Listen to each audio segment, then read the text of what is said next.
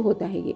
चौकी पर आपको माता की प्रतिमा या माता की चित्र आपके पास जो है वो आपको स्थापित करना है। लेकिन उससे पहले आप मैया के लिए चाहे तो रंगोली या पुष्प की रंगोली, साथ ही अक्षत और पुष्प की वर्षा करने के साथ अच्छे से गीत गाते हुए माँ की प्रतिमा को स्थापित करें।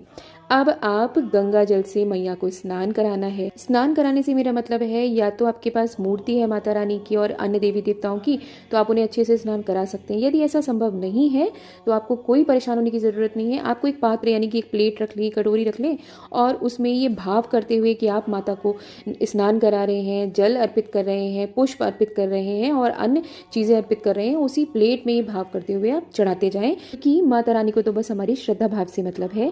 उन्हें ये महंगे आडंबरों से कोई मतलब नहीं है। श्रृंगार भेंट करें माता रानी को, उनको चुनरी ओढ़ाएं, चूड़ी आदि जो भी आपके पास सामग्री है, जो जैसा सामर्थ्य के अनुसार है आप वैसा करिए।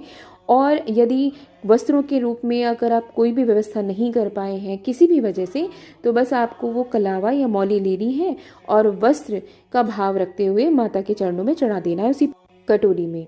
अब आपको माता रानी की चौकी पर माता की प्रतिमा के बाईं ओर, जहाँ पर हमने आसन भी बिछाया हुआ है लाल रंग का, तो वहाँ आपको चावल से अष्टदल बनाना है। मैंने ये पिक्चर शेयर की हुई है, आप वीडियो में देख सकते हो। बहुत आसान है, आपको कुछ नहीं करना। आपको अक्षत रखनी है पहले तो, और उसके बाद अपनी उंगली की सहायता से अंदर से बाहर की ओर 9 कोने बनाने हैं। तो वो एक पुष्प के जैसे बन जाता है, एक कमल के जैसे बन जाता है और यहीं पर हमको आगे घट स्थापना करनी है।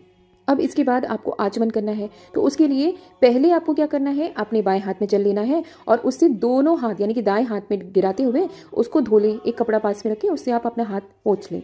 इसके बाद आपको आचमन करना है, यानी कि बोलना है ओम केशवाय नमः। फिर आचमन करना है, ग्रहण करना है जल और उसको ऊपर उठाते हुए अपने केशों की तरफ ले जाना है। इसके बाद बोलना है ओम केशवाय नमः पहला, फिर ओम नारायणाय नमः, ओम माधवाय नमः, ओम ऋषिकेशाय नमः का उच्चारण करते हुए 3 बार जल ग्रहण करना है और उसके बाद पुनः अपना हाथ धो लेना है। और ये प्रक्रिया हम लोगों ने जीवन में कई बार की हुई है।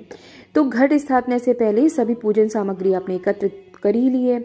उसके ऊपर गंगा जल आपको छिड़कना है। अब जैसा अपने स्क्रीन पर देख पा रहे हैं, आपको मिट्टी का बड़ा कटोरा लेना है और उसमें मिट्टी डाल देनी है।